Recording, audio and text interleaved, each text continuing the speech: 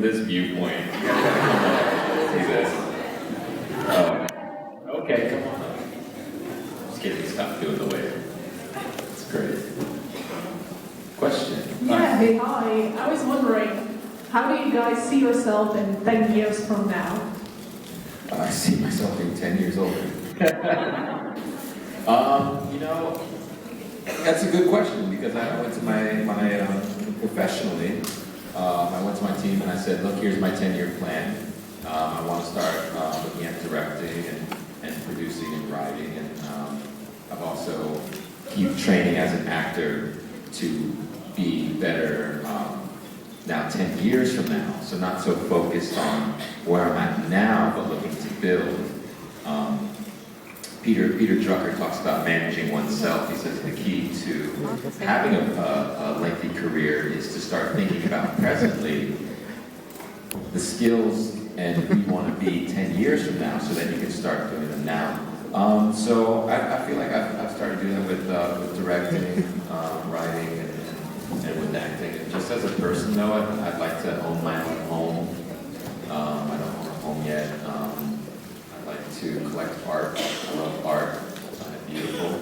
And I'd like to still have a really good relationship with my family, and I'd like to start a family as well. I like to be Daniel Gillies 10 years from now. It's a good question, though. I like the 10-year question because I think about the 10-year thing as well a lot. In 10 years, I can tell you about what I'd like to have done in 10 years, as opposed to see myself.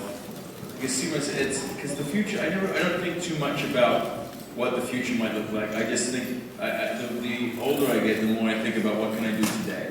What can I do today that's going to create my, especially my children. My children have changed that. So it's really about the dream. To answer your question, I'll give you the dream. And the dream is that I would have written and directed another 2 films, hopefully, at least one, hopefully 2, to have built this home. I've started building this home for my family. I just have completed that somewhere in there, and that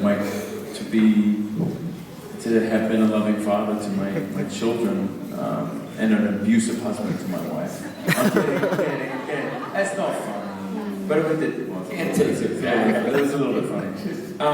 No, to be a loving husband and father, and the 2 children that are very healthy and happy and smart. Oh, sounds great. Yeah, that's what they call it.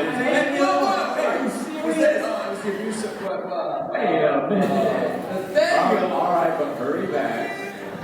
We'll hold off all the good questions until you guys come back. Unbelievable. Give our best to Nate. Hi. Hi, sweetheart. Daniel. Hi, sweetheart. I wanted to know if you have a favorite writer. Favorite writer? Yeah. I mean, I'm kind of a cliche in that I think that Ernest Hemingway is the greatest writer because of his... Who? Ernest Hemingway. I just think that he captures a biblical simplicity, but every writer says Hemingway, so I am a cliche. Who have I read recently that I've thought is amazing? Oh, I want to get back to you on that. Let me think. I love Salman Rushdie. I like Salman Rushdie as well, although I don't feel like he's done anything in the last decade that's as interesting as what the first couple of decades of writing.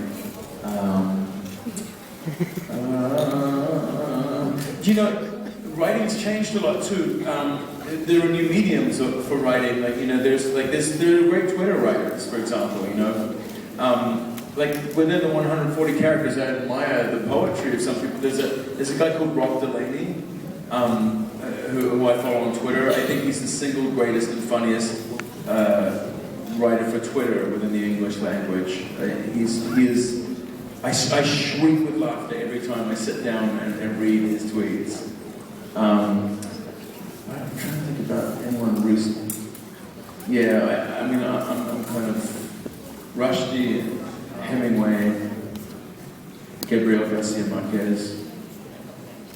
Thank you. I love you. I love you also. Thank you.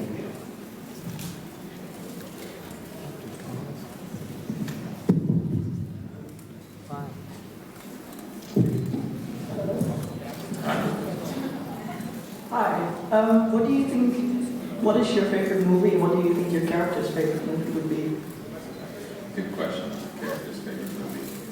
Gosh, my character's been around since movies invented. It's a great question. Yeah, because it's a great question more for our characters because they've seen the birth of cinema. Yeah. They would know it all. I saw that documentary though that captures cinema. That, On Netflix? Yeah, like the 18. Love that. Yeah, So they thought too. that was great. But I would imagine it'd be one of those earlier, like Italian, sort of. The one that first captured the sunrise, or the one that, because think of these vampires that have never been able to watch this, like maybe with daylight rings or whatever, but like maybe there was a time when they didn't have them or whatever, and then to watch cinema, I mean, actually they cover that in Interview with the Vampire. Yeah. I was just stealing my from that. We just stole that. Interview with the Vampire answers everything. Yeah, Interview with the Vampire. Memories. My favorite movies, the one I always go to, it depends on which category, but The Matrix is one of my favorite movies, I think. I love the action, I love the philosophy. Everyone looks super cool in black and sunglasses. I love, I really didn't like it to begin with, but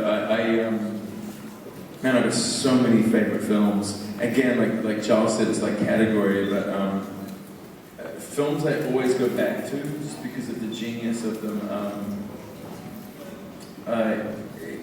Kubrick's 2001. I feel like that would actually be Elijah's favorite film because that sort of interpretation of space too, before man had even landed on the moon, and it's aged beautifully as well. Like there's something sort of timeless about that film, and I just imagine, you said that would probably be Elijah's favorite film, but I just imagine like Elijah puts in Space Oddity when like Klaus and everyone's around, and after they leave, he puts in Ace Ventura, and he's just laughing. He's laughing. Ace Ventura meant to take it for Elijah. For me, myself, Dumb and Dumber for Elijah. For me, Tree of Life, Terrence Malick is a movie that I'm always going back to. I hated it to begin with, actually. I thought it looked like a giant aftershave commercial. I hated it. And then I caught it when I was on a plane somewhere, and I realized it was a sort of a mastery to the way it was woven together, and I keep going back to that film to learn more and more about movies and how to make them every single time I visit it.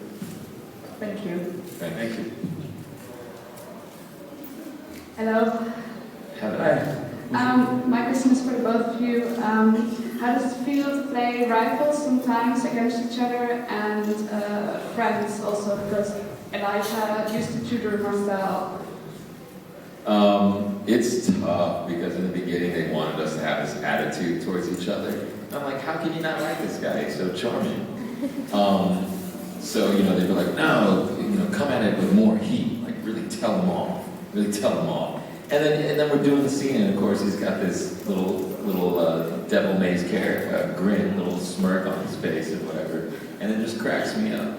But I think just like in real life, like I just love this guy, and I just want to like hang out with him, and I want to be him in 10 years. And I think Marcel like feels the same way, when he was younger, especially in those flashback scenes. So to answer your question. It's become easier. I've learned to hate him and find things to hate about him, about Daniel Gillies, so I can put it into my work. Yeah, it's difficult when you, we immediately... That was a joke entirely. That was it, felt untrue. But we get along very well, and we sort of immediately did, and so it was difficult that they were trying to put in that sort of energy. It felt a bit forced too. We actually felt, I think we both felt fundamentally that within the writing we thought of it was a strange introduction to place this attitude because both characters exuded, at least we felt, a sense of sort of confidence. There was an irrationality in the idea that there was friction between them. Like we didn't. Put it this way, the writers weren't justifying to us why there was any conflict in the meeting, so it was up to us to sort of invent why, but we really didn't feel that it was necessary. Now, on top of that, like you've got Charles and I sort of enjoy one another's company, and we have a very similar way of working, and that our way into we like to get loose within the scene and give ourselves permission to do whatever within the scene, which often means kind of engaging in humor or whatever, which lends itself to a very friendly type frequency between us. And unfortunately, that's not always the best when you're trying to conjure a sort of Cat Graham. All right, but very It's back. not always the best frequency when you're trying to conjure an adversarial tone. Oh, thank you very much for answering. Thank you. Thanks. Great question. They're translating right now amongst each other, for those who know. Hi. I've got a question about your relationship with Klaus. Because he has done such a lot of better things to you, like he killed the girlfriend of Elijah and he stole the city. And still, both of your characters seem to go back to him and seem to forgive him. And I wanted to know, what do you think needs to happen, or what does he have to do so that your loyalty ends, or you step away from Well, I think that we sort. It's a great question, and I think we are loyal to him, and I think that's one of the most perplexing things that Charles and I have to sort of revisit, or at least I speak for myself, so I should speak. But is that we do find it confusing that we have this loyalty to him, especially in the beginning. It's become more clear now. They've done a lot of work, the writers, within the second and third season, especially, to try and backpedal a little bit and to show an aspect of Klaus that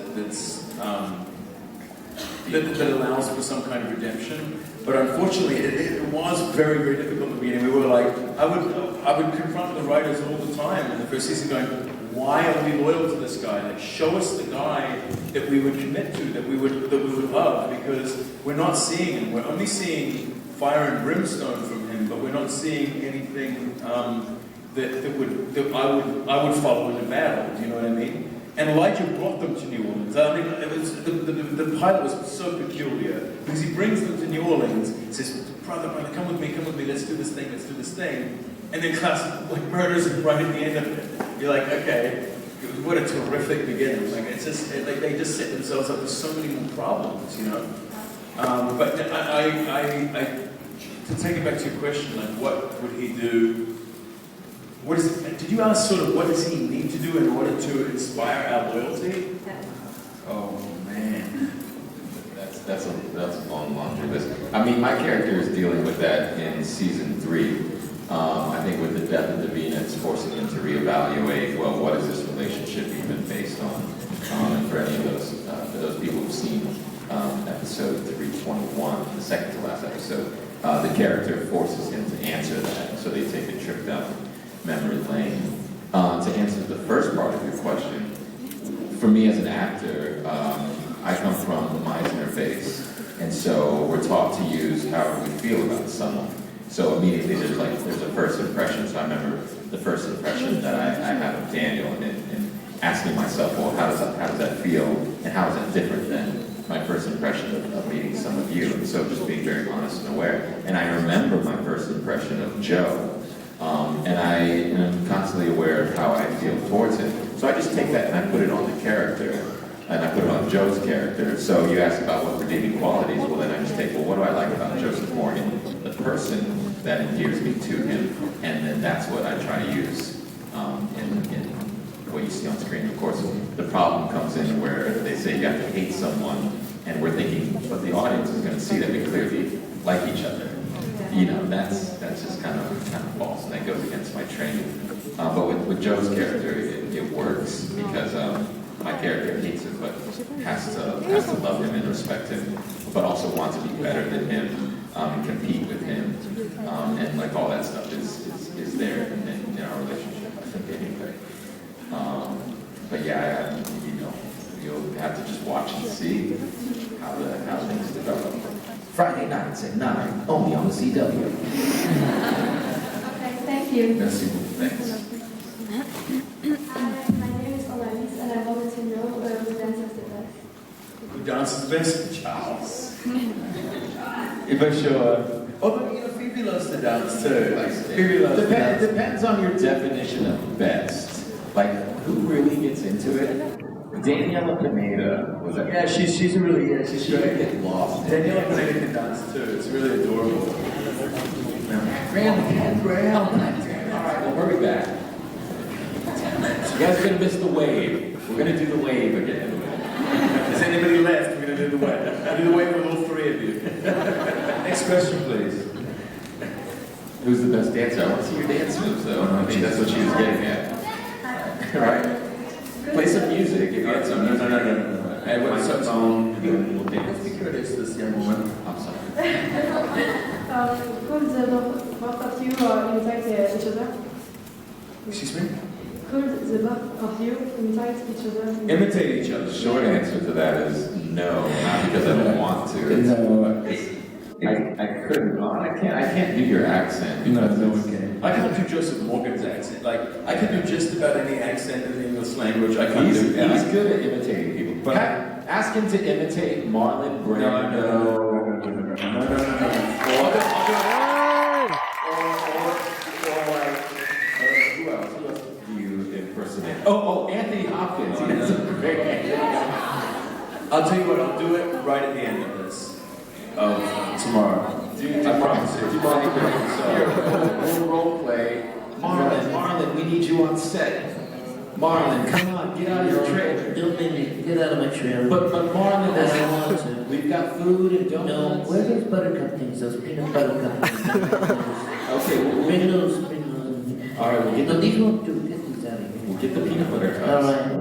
Where are they, Belgium? Marlon, did you memorize your lines? No, I'm going to stick them all over my poster. Put them on pieces of 2x4 card, and I'll just read them off my poster. Stop this.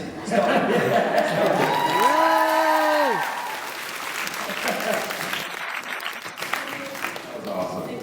Thank you. Thank you.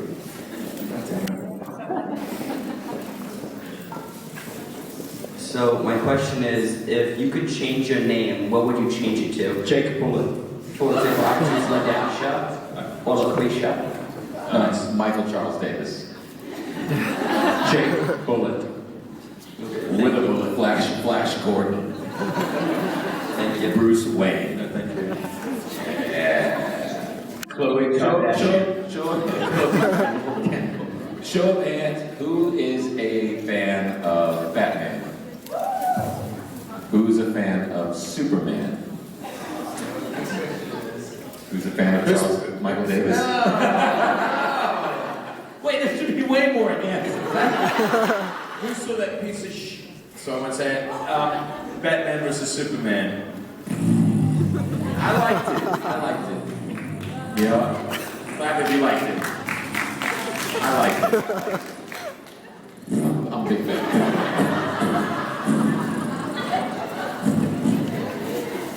Anyway, next question. No more. You scared away. No more questions? Oh, we've got some. Yeah. All right, free hugs to the next people who ask questions. Whoa. Be careful with that. By Daniel Gillies. I'm done. Okay, I have another question. If you once are gonna win an Oscar, and that's without a doubt gonna happen soon, what would you want the newspapers to write about you? I don't know what a newspaper. It depends on what my Oscar speech is like. It's like if I go up and I'm all Cuba Gooding Jr. and I'm like, yeah, we did it, yeah, I love you, Tom Cruise, I love you, man, I love you. Then the headline's going to be Charles Michael Davis is insane because he wasn't even in a film with Tom Cruise. But what the newspapers would say, I don't know. What you want them to say? Oh, what do I want the newspaper to say? I mean, it's hard for me to say because I don't even use social media. So I don't even really care to read Sound engineer Charles Michael Davis finally wins gold in the Oscars.